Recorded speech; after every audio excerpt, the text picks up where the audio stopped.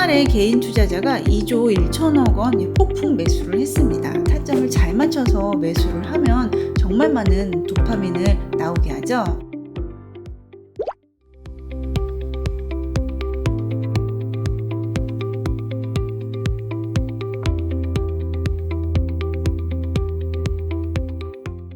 안녕하세요. 머니부티크 김정란입니다. 반갑습니다. 5월 27일에 삼성전자와 SK하이닉스 단일 종목 레버리지 ETF가 상장을 했는데요. 흥행에 성공하는 모습을 보이고 있죠. 이 레버리지 투자가요, 상승할 때 타점을 잘 맞춰서 매수를 하면 정말 많은 도파민을 나오게 하죠. 그런데 반대로 하락장에서는 또 무시무시한 공포스러운 투자로 바뀌기도 해요. 자, 그러면 어떻게 하면 이 레버리지 투자를 조금 더 현명하게 할 수 있을까요? 오늘은 그 방법에 대해서 말씀을 좀 드려보려고 합니다. 그러면 좋아요 한번 눌러주시고요. 바로 시작하겠습니다. 지난 27일에 코덱스하고 타이거에서 각각 SK하이닉스와 삼성전자 단일 종목 레버리지 ETF를 출시를 했어요. 첫날에 개인 투자자가 2조 1천억 원 폭풍 매수를 했습니다. 그동안 삼성전자하고 SK하이닉스 주가가 꽤 많이 올랐는데 아직도 삼성전자하고 SK하이닉스 반도체 쪽에 투자를 하지 않는 분들도 계셨을 겁니다. 그런 분들이 그동안 투자하지 못한 것을 만회하기 위해서 이번에 이제 이렇게 레버리지 ETF에 좀 이렇게 매수 동참에 참여를 하신 것 같고요. 또 기존에 계속 투자를 하고 계셨지만 앞으로도 이익 전망이라든지 AI 쪽에 반도체 수요가 계속 있을 거라는 전망이 있다 보니까 물 들어올 때 빨리 노를 젓자라고 하면서 투자하시는 또 강심장 투자자분들이 계셨던 걸로 보여져요.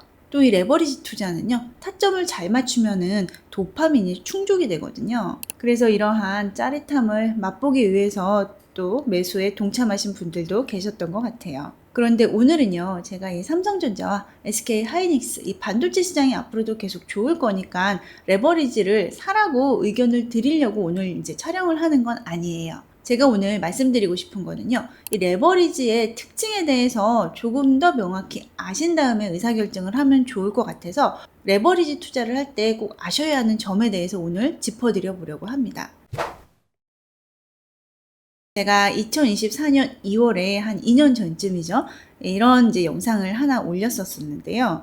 이때 이제 세배, TLT의 세배 레버리지 ETF인 TMF 관련해가지고 제가 영상을 한번 촬영을 했던 적이 있었어요. 이때도 내용이 레버리지를 투자할 때 꼭 알고 계셔야 되는 점에 대해서 좀 짚어드렸었거든요. 가장 중요한 건 뭐냐면요. 레버리지라는 것은 본주가 있고 그 본주에 2배 레버리지냐 3배 레버리지냐 그 이야기인데요. 자, 이때 가장 중요하게 알고 계셔야 되는 거는요. 본주의 누적 수익률 배수로 수익률을 따지는 게 아니고요. 일간 수익률 배수로 이 수익률이 산출이 되거든요. 아직 뭔 소린지 잘 모르시겠죠? 이거 한번 봐보세요. 자, 본주를 사고 이 본주가 이제 하루는 10% 오르고 하루는 10% 내리고, 자, 이거를 6번 반복했다라고 해볼게요. 수익률로 치면은 플러스 마이너스가 이렇게 반복되잖아요. 그래서 썸을 하면은 나중에 플러스 10%만 남는 거예요. 그러면 수익률이 아닌 우리가 본주 가격을 100원이라고 한번 생각을 하고 그 100원으로 수익률이 이렇게 왔다 갔다 했을 때 과연 몇 프로 수익이 나오는지 한번 보도록 할게요. 여기서 여기 한 배가 본주인 거죠. 곱하기 2가 2배 레버리지고 곱하기 3이 3배 레버리지예요. 처음에는 각자 다 100원으로 시작을 합니다. 그런데 그 다음날 10%가 올랐죠? 그럼 한 배짜리는 110원이 되고 2배짜리는 120원이 되고 3배짜리는 130원이 됩니다. 그러면은 그냥 감적으로 한번 생각을 했을 때는 플러스 마이너스 해서 수익률을 썸했을 때 나중에 남는 거는 10%니까 한 배짜리는 10%가 될 거고 2배짜리는 20%가 될 거고 3배짜리는 30%가 될 거다라고 생각이 들잖아요. 아까 제가 레버리지는 일간 수익률로 움직인다고 했잖아요. 매일매일의 가격에 그 본주가 움직인 수익률에 2배나 3배를 적용시켜 주는 거죠. 그러면 어떻게 변하는지 한번 같이 봐볼게요. 바로 D 플러스 2일에 다시 마이너스 10%가 됐죠. 플러스 10%로 올랐다가 마이너스 10% 됐으니까 한 배짜리도 그냥 올랐던 게 빠진 거니까 100원이 돼야 되잖아요. 자, 그런데 한 배짜리조차 99원이 됩니다. 자, 왜냐면 오를 때는 100원에 10%인데 떨어질 때는 110원에 10%예요. 모수가 더 크죠? 그렇다 보니까는 빠지는 금액이 조금 더 커지게 되는 겁니다. 그러면 120에 20%가 빠진 거죠. 그럼 96원이 되는 거고요. 여기도 130에 30%가 빠지는 거죠. 자, 그러면 91원이 돼버리는 겁니다. 자, 그래서 이러한 원리로요. 이게 6번 반복이 되잖아요. 자, 그러면 한 배짜리는 마지막에 수익이 10%가 나는 게 아니라 3.56%밖에 안 나고요. 자, 2배는 마이너스가 돼요. 마이너스 6%가 되고 3배는 마이너스 26%가 됩니다. 자, 즉 여기 보시면 가격이 떨어지는 구간에 원금이 훅훅 주는 것을 보실 수가 있을 겁니다. 주가가 계속 우상향하면은 당연히 레버리지만 한 게 없어요. 자, 그런데 주가가 계속 우상향하는 게 아니라 출렁이는 횡보장에서는요, 음해복리라는 게 작용을 해요. 자, 여기 파란색이 본주의 움직임이라면요. 자, 2배 레버리지는 횡보장에서 이렇게 우하향하고요. 자, 3배 레버리지는 더 크게 이렇게 우하향을 하는 모습이 나타납니다. 자, 그래서 레버리지 투자할 때는 우리가 이러한 특징을 반드시 알고 투자를 하셔야 돼요. 제가 오늘 왜 이 이야기를 말씀을 드리냐면요. 최근에 우리 코스피 시장이요. 매도 사이드카가 꽤 여러 번 발동이 됐었잖아요. 그래서 이렇게 하락하는 구간에 레버리지에 적용되는 수익률은 그 날짜의 2배지만은 떨어지는 폭은 올라간 것보다 더 클 수 있다라는 점을 이해를 하시고 투자를 해야 됩니다. 특히 지금 상장된 ETF들은 단일 종목이죠.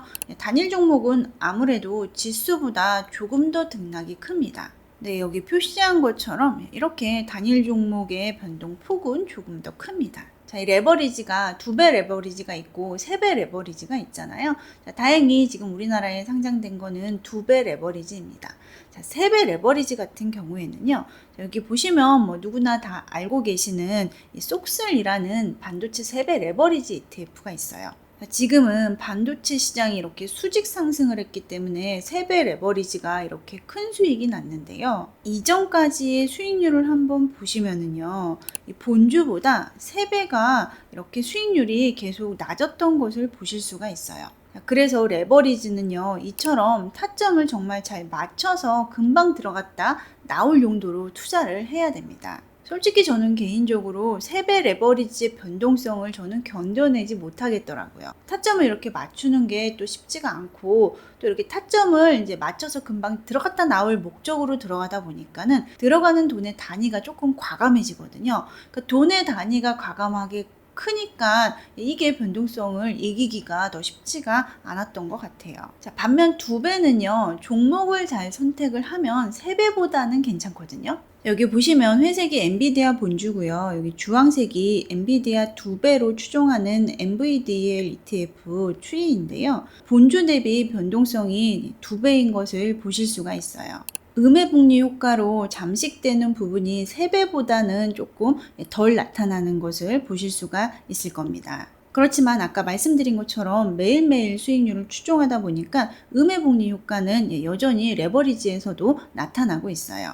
그래서 앞으로 반도체가 계속 오를 거다라고 생각을 하고 있고, 떨어질 때 이러한 변동성을 나는 어느 정도 감수할 수 있다라고 생각이 되는 분들은요, 레버리지를 선택하셔도 괜찮습니다. 참고로 이 차트는 테슬라와 테슬라 2배 차트인데요. 자, 테슬라 2배 차트 같은 경우에는 테슬라 본주를 이렇게 아예 따라가지 못한 모습도 보실 수가 있어요. 이 이야기는 테슬라가 그만큼 변동성이 심했다. 그래서 음해복리 효과가 더 많이 나타났다라고 이해하시면 됩니다. 그래서 오늘의 중요한 핵심은요, 레버리지 ETF의 움직임이 누적 수익률로 움직이는 게 아니라 일간 수익률로 움직인다라는 이 점이 가장 핵심인 거죠. 그리고 우리가 봤더니 이 상승장에 참여하는 거 물론 중요한데, 이 레버리지를 매수를 했는데 하락장을 그냥 맞아버리잖아요. 그러면 정답이 없다라는 겁니다. 그래서 제가 아는 지인의 이 레버리지 투자 활용 방법에 대해서 좀 소개를 해드려 보려고 하는데요. 레버리지 ETF를 매수할 때는요, 우선 본주에 대해서 확신이 있을 때 본주를 장기적으로 가져가고자 할 때만 레버리지 ETF를 매수를 하더라고요. 또 레버리지 ETF를 수시로 매수하는 게 아니고 본주를 들고 있다 보면은 이 본주가 크게 하락했을 때를 알거든요. 자, 그럴 때 레버리지 ETF를 매수를 한다고 합니다. 일시적인 수익률 하락을 만회하기 위해서 레버리지 ETF를 매수를 하는 거죠. 또 이 레버리지 ETF를 계속 들고 있는 건 아니고요. 아까 제가 말씀드렸잖아요. 레버리지 ETF는 상승장에서 짧게 가져가는 게 좋다라고 말씀을 드렸어요. 그래서 이제 본주가 이전 고점 부분까지 회복을 한다. 자, 그러면 이제 그때는 레버리지 ETF를 전액 매도를 한다고 합니다. 자, 어떠신가요? 자, 이렇게 투자하는 사례를 보면은 지금 삼성전자고 SK 하이닉스가 조금 너무 많이 올라와 있는 단계이긴 하거든요.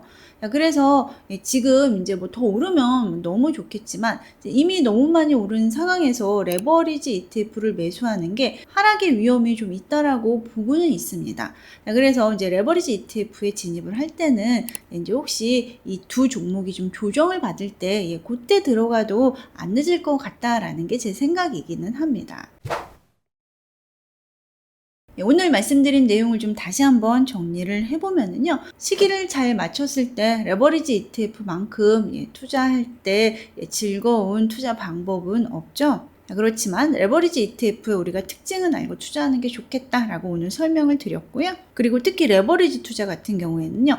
하락장에 들어갔을 때 스트레스가 너무 클 수 있다라고 말씀을 드렸습니다. 그래서 우리가 무작정 오를 것만 생각을 하고 너무 큰 돈을 많이 올라 있는데 레버리지로 들어가는 거는 리스크가 좀 있을 것 같다라고 말씀을 드렸어요. 그래서 이 레버리지 ETF를 좀 활용하는 사례에 대해서 제가 소개를 좀 드렸고요. 이 레버리지를 쓰는 본주에 대해서 이제 장기적으로 상승할 확신이 있을 때 이 레버리지 종목을 활용하면 좋겠다라고 말씀을 드렸고, 본주를 들고 있는데 급락을 했을 때 자, 그때 손실 만회용으로 레버리지를 쓰면 좋겠다라고 말씀을 드렸어요. 또 본주는 장기적으로 들고 있지만 레버리지 같은 경우에는 좀 어느 정도 상승을 했을 때는 매도를 해서 수익 실현하는 방법으로 레버리지 ETF를 활용하면 좋겠다라고 말씀을 드렸습니다. 오늘 말씀드린 내용에 대해서 궁금하신 점 있으시면 댓글로 남겨주시고, 또 다양한 의견이 있으실 것 같은데 또 의견 있으시면 다른 구독자님들께도 도움이 되도록 의견 공유해 주시면 감사하겠습니다. 제 책과 멤버십에도 항상 많은 관심 부탁드립니다. 감사합니다.